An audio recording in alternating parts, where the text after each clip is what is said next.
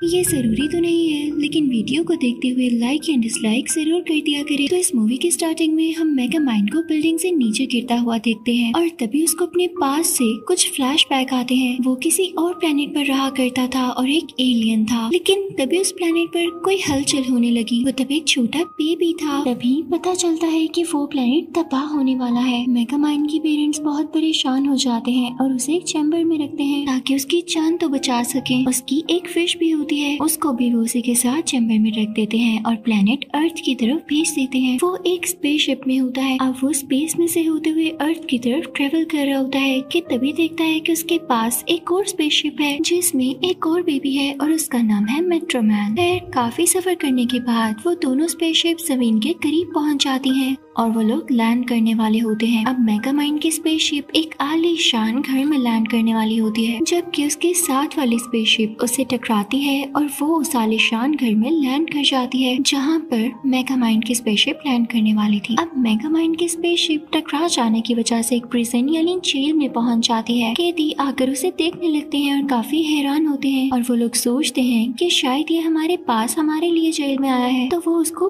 पालने का सोचते हैं और उसे सिखाने लगते हैं। वो उसे बोलना भी सिखाते हैं। कैदी उसको कुछ पिक्चर्स दिखाते हैं जो कि पुलिस और चोरों की होती हैं, यानी क्रिमिनल्स की। वो कहते हैं कि पुलिस बुरी होती है, वो कैदियों को और चोरों को बिला वजह करती है, जबकि चोरी करना तो किसी इंसान की मजबूरी होती है। पर ये बात वो उसको ठीक नहीं बता रहे थे। कुछ भी हो जाए, हमें चोरी या बुरे काम नहीं करने चाहिए। अब यहाँ परेशानी वाली बात ये होती है कि अगर मेगामाइंड को इन्हीं कैदियों ने पाला तो उसकी तरबियत अच्छी नहीं होगी। दूसरी तरफ उसी आलीशान घर में हम मेट्रोमैन को देखते हैं। उसे वो लोग काफी अच्छे से पाल रहे होते हैं और उसके काफी नखरे उठाए जाते हैं क्योंकि वो एक रिच फैमिली में जो गया था वो काफी कूल लाइफ गुजारने लगता है। इधर मेगामाइंड प्रिजनर्स के तौर तरीके ही सीख रहा होता है। एक दिन वो कुछ नंबर प्लेट्स को अटैच करके और उसके कुछ टूल्स की हेल्प से एक बाइक बनाता है और उसे जेल में ही चलाने लगता है। उसके इस तरह करने से प्रिजन टूटने लगती है और उसे काफी डैमेज होता है, जिसकी वजह से वहाँ के हेड को गुस्सा आ जाता है और वो सब मिलकर डिसाइड करते हैं कि मेगामाइंड अभी छोटा है तो क्यों ना इसका एडमिशन स्कूल में करवा दिया जाए, और ये उनका बहुत अच्छा फैसला होता है। अब जब वो क्लास में जाकर देखता है तो मेट्रोमैन भी वहीं पर होता है, यानी वो भी उसी की क्लास का स्टूडेंट था। मेट्रोमैन काफी इंटेलिजेंट था और सब बच्चे उसे पसंद भी किया करते थे, उसके फ्रेंड्स भी थे। अब क्योंकि मेगामाइंड नया बच्चा था तो वो भी अपनी जगह बनाने की कोशिश करता है। वो भी कुछ एक्सपेरिमेंट्स करके दिखाने वाला होता है, लेकिन क्लास में आग लग जाती है और फिर वो कुछ बॉल्स की हेल्प से भी एक्सपेरिमेंट करने वाला होता है, लेकिन बॉल्स इधर उधर जाकर गिरते हैं और फिर ये फैसला लिया जाता है कि इसकी शरारतों की वजह से इसे प्रिजन वापस भेज दिया जाए, जो कि उसके लिए ठीक नहीं होता। अब देखते ही देखते कई साल गुजर जाते हैं। ये दोनों बड़े हो चुके होते हैं। मेगामाइंड एक क्रिमिनल बन जाता है जबकि मेट्रोमैन पूरे शहर का हीरो। मेगामाइंड शहर में बहुत उल्टे उल्टे काम करता था जबकि मेट्रोमैन उन कामों को ठीक करता था और वो शहर के लिए हर अच्छी चीज कर रहा था, जिसकी वजह से पूरे शहर के लोग उसे अपना हीरो मानने लगे थे। एक दिन जेल के हेड को एक घड़ी रिसीव होती है। भेजी तो वो मेगामाइंड ने थी, लेकिन उस पर नाम मेट्रोमैन का होता है। उसने ये घड़ी इसलिए जेल के हेड को भेजी थी क्योंकि इस घड़ी से कोई भी ट्रांसफॉर्म हो सकता था। जैसे ही वो हेड बाहर जाता है तो मेगामाइंड कंट्रोल करते हुए उस घड़ी में से एक लाइट बाहर निकालता है, जिससे वो हेड मेगामाइंड में कन्वर्ट हो जाता है। वहाँ की सिक्योरिटी समझती है कि मेगामाइंड अपने कैबिन से बाहर आ गया है, तो वो उसे पकड़कर दोबारा से उसके कैबिन में छोड़ते हैं। तब मेगामाइंड का प्लान सक्सेसफुल होता है। वो चालाकी से वो घड़ी ले लेता है जो उसने हेड को दी थी और उसमें से दोबारा से लाइट निकालकर अब हेड की शक्ल में आ जाता है और फिर जेल से बाहर भी आ जाता है। उसे कोई भी नहीं रोकता क्योंकि वो हेड की शक्ल में होता है। उसकी एक इनविजिबल कार होती है जिसमें वो बैठ जाता है और गाड़ी स्टार्ट करके वहाँ से चल पड़ता है। तभी हम एक ऐसी जगह का सीन देखते हैं जहाँ पर मेट्रोमैन ने आना होता है। उसका वेलकम करने के लिए वहाँ पर बहुत सारे लोग होते हैं और कुछ रिपोर्टर्स भी होते हैं, जिसमें से एक फीमेल रिपोर्टर भी वहाँ पर होती है।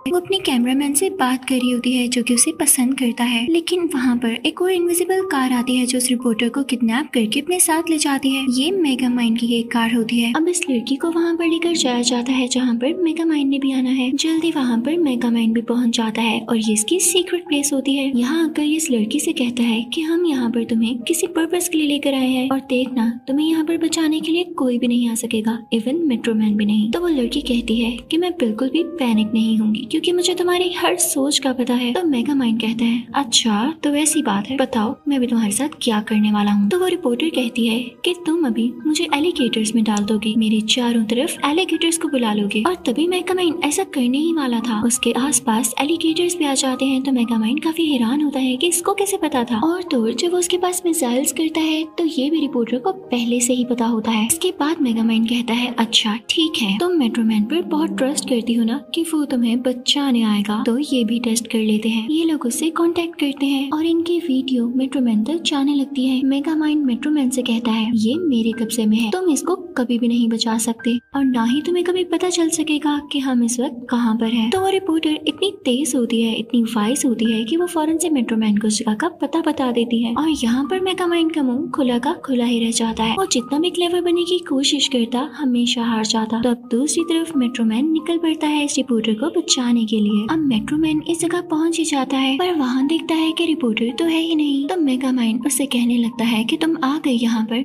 तुम गलत पते पर आए हो और जल्द ही तुम्हें एक मिसाइल उड़ा देगा। इसी के साथ मेगामाइंड अपने पेट को ऑर्डर देता है कि मिसाइल चला दो, लेकिन वो तो एक्टिवेट ही नहीं हो रहा होता। यहाँ पर मेगामाइंड की काफी इंसल्ट होती है। पर कुछ ही टाइम बाद मिसाइल स्टार्ट हो जाता है और वो जगह ब्लास्ट हो जाती है जहाँ पर मेट्रोमैन होता है। तो मेगामाइंड के पास एक स्केलेटन आता है। मेगामाइंड बहुत खुश होता है कि उसने मेट्रोमैन को मार दिया है। वो अपनी पेट फिश से कहता है कि सॉन्ग प्ले करो। वो सॉन्ग्स प्ले करती है और वो दोनों गाना गाते गाते और डांस करते करते शहर में जाते हैं। और अब वो उस पैलेस में चला जाता है जहाँ पर मेट्रोमैन के लिए लोग खड़े हुए थे। पर यहाँ पर मेगामाइंड उनसे कहता है कि अब मेट्रोमैन नहीं रहा। लोग काफी डर जाते हैं और मेगामाइंड से पूछने लगते हैं कि क्या अब तुम हम पर रूल करोगे। तो मेगामाइंड कहता है कि ऑब्वियसली अब मैं तुम लोगों पर रूल करूंगा, पर अभी मैं कोई रूल चेंज नहीं कर रहा, तुम लोग जैसे चाहो रह सकते हो। ये कह के वो अंदर चला जाता है और साथ उसका पेट भी। अंदर जाके वो बहुत खुश होता है कि उसने फाइनली हर चीज पर कब्जा कर लिया है। वो बहुत पैसे वेस्ट करता है और काफी गंद भी मचाता है, लेकिन आखिरकार जल्दी बोर हो जाता है। तो अपने पेट से पूछता है कि अब मैं क्या करूं, मेरे पास तो करने के लिए कुछ भी नहीं है।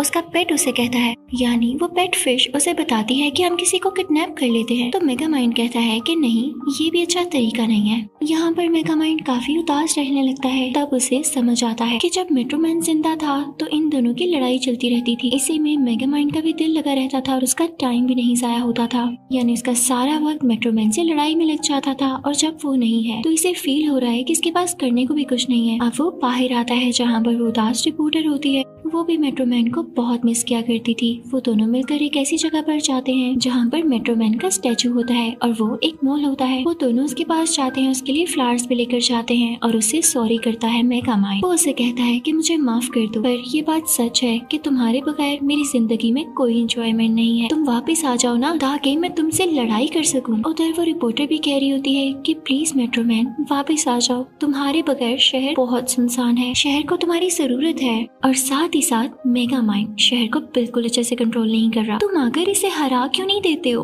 तभी वहाँ पर मॉल का ऑनर आकर कहता है कि बस मॉल बंद होने वाला है। पर रिपोर्टर वहाँ से नहीं जाती। तभी उसको मेट्रोमैन की आवाज आती है और वो उस साइड पर जाकर देखती है। तभी मेगामाइंड को यहाँ पर भी एक शरारत सूझती है। उसके हाथ में कुछ फ्लावर्स और एक टाइम बॉम्ब होता है जिसे वो मॉल के अंदर फेंक देता है।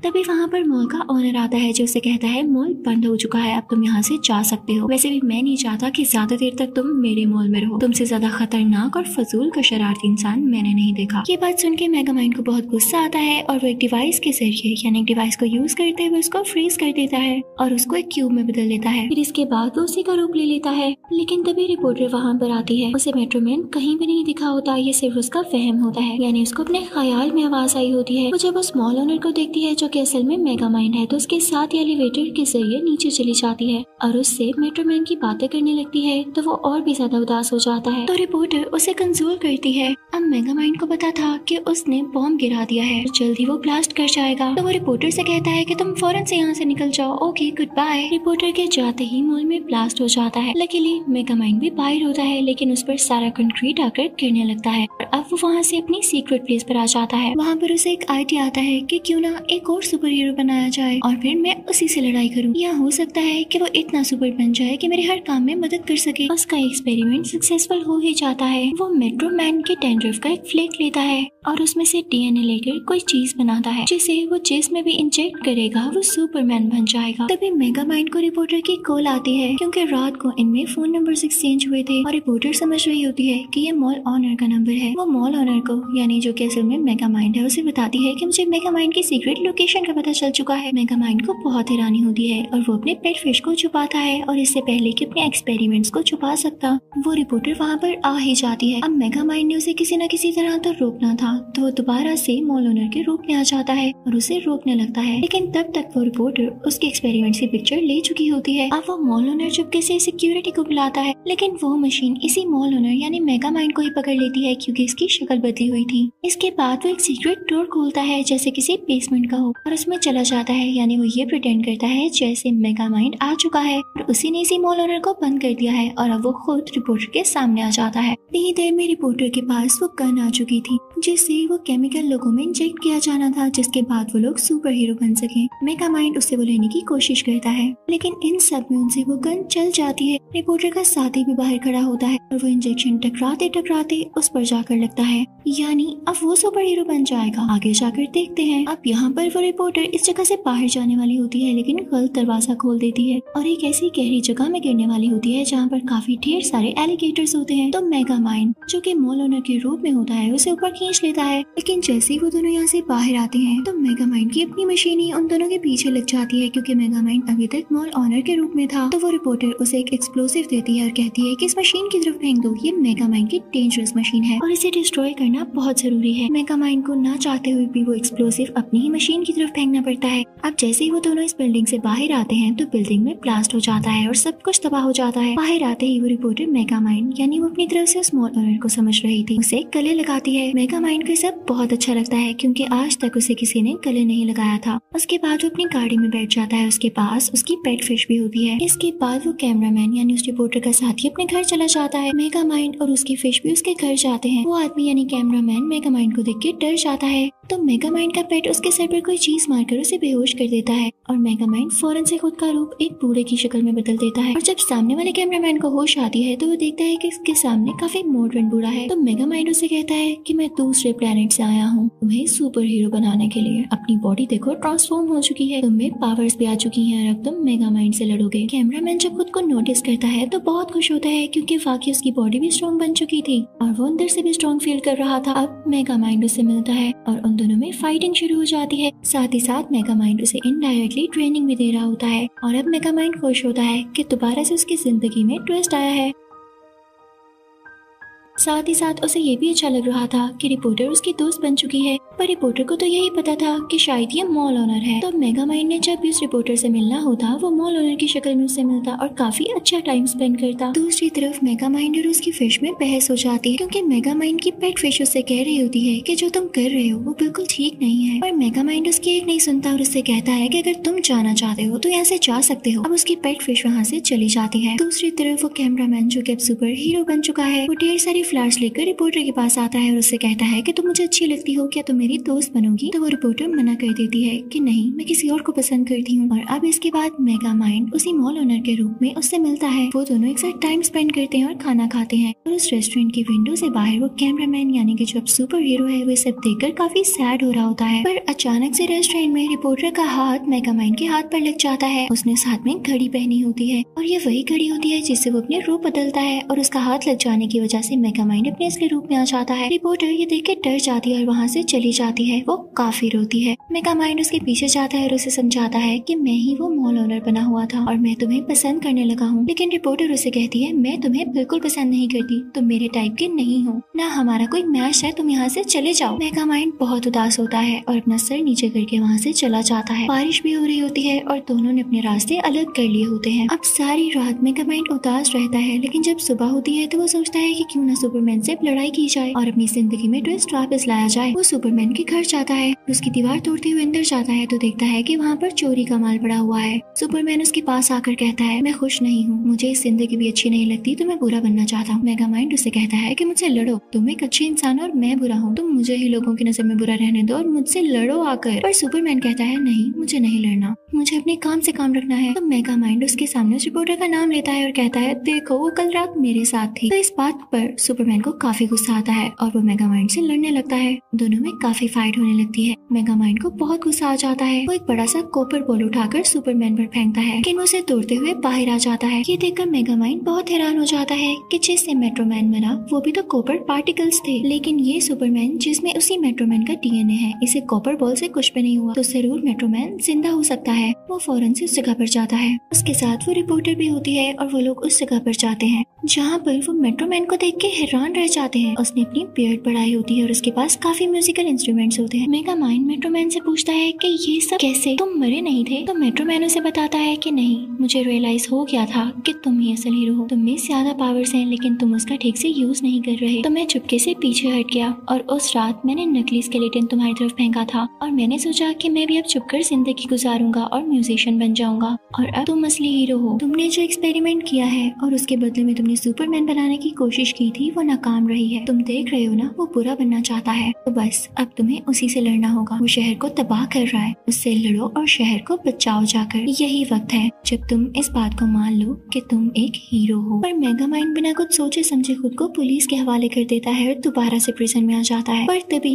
वही सुपरमैन जो कि बहुत बुरा बना हुआ है, वो उसी रिपोर्टर को किडनैप कर लेता है और उसे वीडियो के जरिए बताता है कि मैंने इसे किडनैप कर लिया है। रिपोर्टर मेगामाइंड की मदद मांगती है तो तभी मेगामाइंड वहाँ बैठे बैठे कहता है कि अब तो मैं प्रिजन में आ गया हूँ, काश मेरा पेट यहाँ पर होता और हम मिलकर यहाँ से निकलते। तभी वहाँ पर जो प्रिजन का हेड होता है वो अपनी घड़ी पर हाथ रखता है। तब हमें पता चलता है कि असल में वो मेगामाइंड का पेट ही है जिसने पुलिस का रूप लिया हुआ था, यानी उस प्रिजन के हेड का। और जब उसने ये देखा कि मेगामाइंड मुझे याद कर रहा है तो अपने असली रूप में आ गया मेगामाइंड की मदद करने के लिए। अब ये दोनों प्रिजन से बाहर आते हैं ताकि उस रिपोर्टर को बचा सके और उस आदमी को हरा सके जो कि सुपरमैन के नाम पर बुरा बना हुआ है और दुनिया को तबाह करने वाला है। जैसे ही मेगामाइंड और उसका पेट वहाँ पर पहुँचते हैं तो सुपरमैन उनसे लड़ने लगता है, लेकिन मेगामाइंड ने अपना एक रेप्लिका बनाया होता है जिससे वो सुपरमैन जैसा दिखने वाला विलन कंफ्यूज होने लगता है। तभी मेगामाइंड अपनी कार से एक ऐसी गन लाता है कि अगर उससे किसी सुपरमैन को शूट किया जाए तो उसकी पावर डिफ्यूज हो जाएगी, यानी वापस चली जाएगी। फौरन से सुपरमैन के सामने जाता है और उस पर वो शूट कर देता है, जिसके बाद उसकी पावर डिफ्यूज हो जाती है और वो एक नॉर्मल कैमरामैन में वापस आ जाता है। पर इस सब में मेगामाइंड के फिश का टैंक का शीशा भी टूट चुका था, लेकिन इससे पहले कि वो फिश तड़प तड़प कर मरती, मेगामाइंड उसे पानी में डाल देता है। रिपोर्टर उसके गले लग जाती है और उसे थैंक्स कहती है। यहाँ पर दोनों एक दूसरे से कन्फेस करते हैं कि वो एक दूसरे को पसंद करते हैं। अब इनके सामने बाकी सारे लोग भी होते हैं। जब शहर के लोगों ने अपनी आंखों के सामने देख लिया होता है कि इनको बचाने वाला आज मेगामाइंड ही है, तो वो सब भी उसको शुक्रिया कहते हैं। अब इन सब में बॉन्डिंग बहुत अच्छी हो जाती है। मेगामाइंड सोच लेता है कि अब से वो लोगों की मदद करेगा और इनका ख्याल रखेगा। तो इसी के साथ इस मूवी की एंडिंग यहीं पर होती है। Thank you for watching.